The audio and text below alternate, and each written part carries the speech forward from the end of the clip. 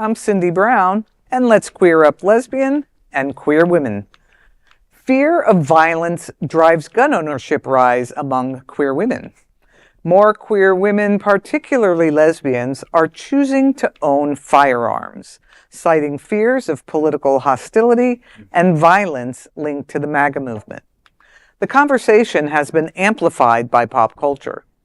The Hunting Wives, starring Brittany Snow and Malin Akerman, portrays gun-toting women in a fictional Texas town.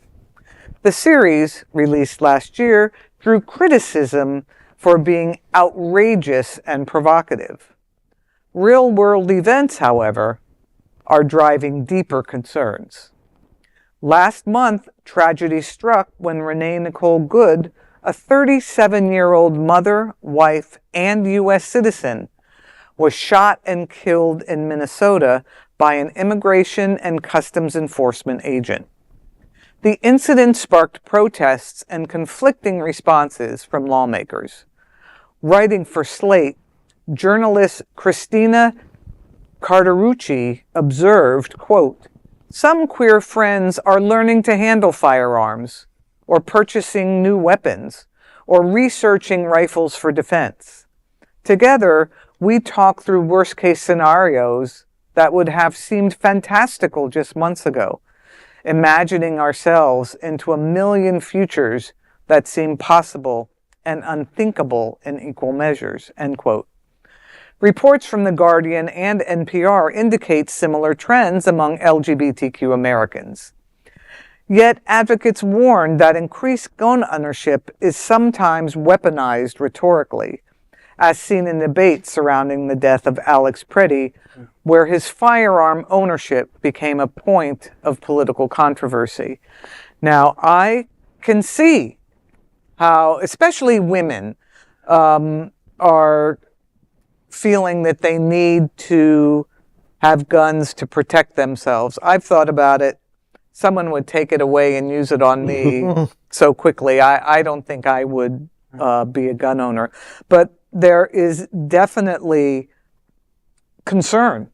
Sure. And there is reason to potentially 100% buy a firearm. We don't know what's going to happen. We don't know if there's going to be another civil war. Yeah. But we do know that a lot of folks that do not share our values are major gun owners. Sure. And, you know, people are at risk. You know, I don't feel very comfortable when men have these big guns, but when a lesbian has a gun, for some reason, and I might be making a generalization, but I do have to say when a lesbian has a gun, I feel safe.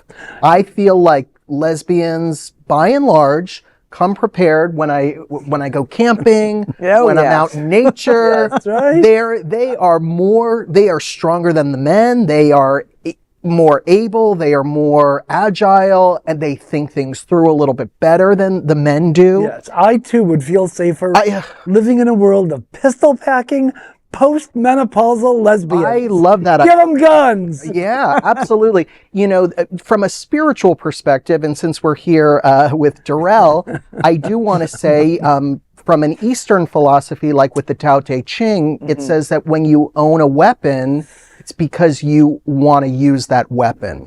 So there's no point where people say, at least in my understanding, that I'm just going to use this for self-defense. And maybe that is what they are going to use it for. But when you own a gun or you own any kind of a weapon, it's because in the back of your mind, you project yourself using it. Yeah. And I think that creates a cycle of violence. I think just owning a gun prepares you to use that gun. I'm not at all prepared to challenge Lao Tzu, but I mean, he was pretty wise. But and I don't know that just having it means that you want to use it, but I do know, and I've heard this from gun owners, you shouldn't have it if you're not willing to use it, which is why I couldn't do it, because I can't imagine me doing that. That's probably the same thing. Yeah, so I'm not super judgy. I used to be even judgy about people who did it, but now when people are at risk, I'm like, okay, maybe you've got a point, but I couldn't do it. But that's just about me. I wouldn't want to live in my little apartment. I wouldn't want to live with a gun in my apartment. Yeah, me either. Not because I not because I'm afraid it's going to shoot me without me using it, but because I feel as though I'm living with an energetic object that is meant to take a life. Right. And it's, you know. What's that famous theater quote? If there's a gun in the first act, and it goes off, it has to go off in the second. Oh, yeah, on stage. I thought you meant in the audience. No, no. Well, It's true. Well, there is no other queer nonprofit media platform like this in the entire world. Support our LGBTQ stories by sharing them and subscribing to Queer News Tonight.